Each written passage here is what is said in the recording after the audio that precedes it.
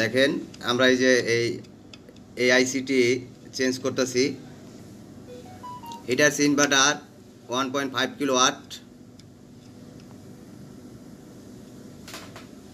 এটি প্রাথমিক অবস্থায় আমরা হালকা রাং দিয়ে লাগাইছি, এখন এই যে পুরা দমে আমরা এটি লাগাইতেছি এবং কি ফল্টের জন্য আমরা এই আইসিটি চেঞ্জ করতেছি আপনাদেরকে বলবো, জানাবো। আপনারা আগে কাজটি দেখেন আমাদের।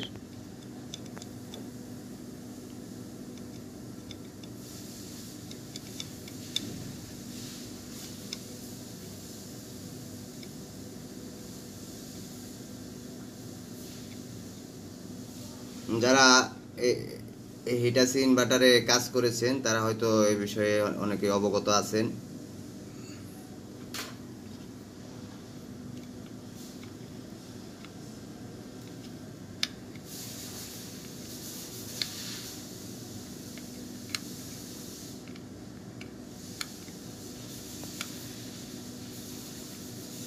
এখানে আমরা দুইটি আইসি চেঞ্জ করছি, পরপর দুইটি আইসি চেঞ্জ করছি। আমি আইসির নাম্বার সহ আপনাদেরকে একটু পরে বলে দেব।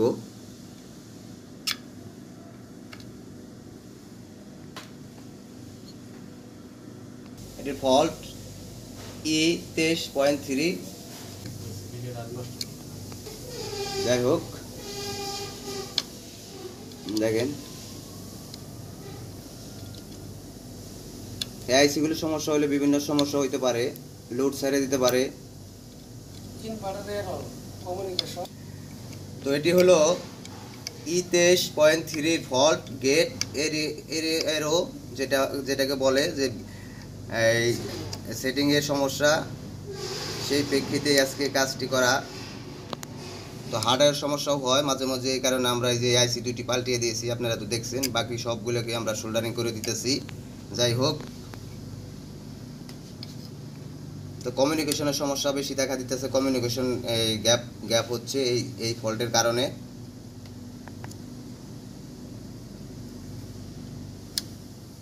তো আমরা সবগুলোই সোল্ডারিং করে দিতেছি। আর দুইটি আইসি চেঞ্জ করে দিছি এখান থেকে। এই দুইটি একটু হালকা মান কম দেখাইছে।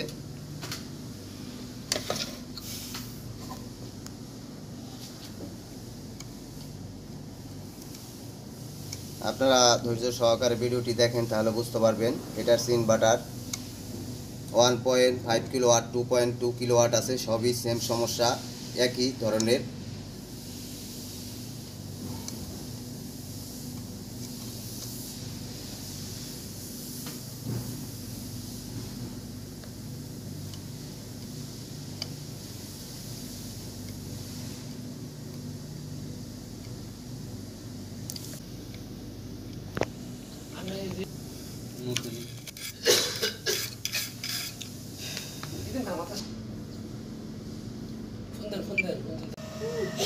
আপনারা দেখতে পাচ্ছেন যে আমাদের এই ইনভার্টারের কাজ শেষ হয়ে গেছে। আমরা এখন এই যে পাওয়ার দিছি, পাওয়ার দিয়ে দেখেন এই যে আমরা এই আপনাদের দেখাইতেছি যে দেখেন আমরা এখন এই যে দেখতেছি যে আমাদের যে সব ফল্ট ছিল, সেই ফল্ট সফটওয়্যার যে ফল্ট যেটি ছিল, যে ফল্টের জন্য আমরা কাজ করছি, এই ফল্টের মানে সমস্যার সমাধান হয়েছে কিনা। ইনশাল্লাহ সমস্যার সমাধান হয়েছে। ইলেকট্রিক্যাল রিভিউ বাংলা চ্যানেলে যদি আপনারা নতুন হয়ে থাকেন, তাহলে অবশ্যই আমার এই চ্যানেলটি সাবস্ক্রাইব করবেন। সবাইকে ধন্যবাদ।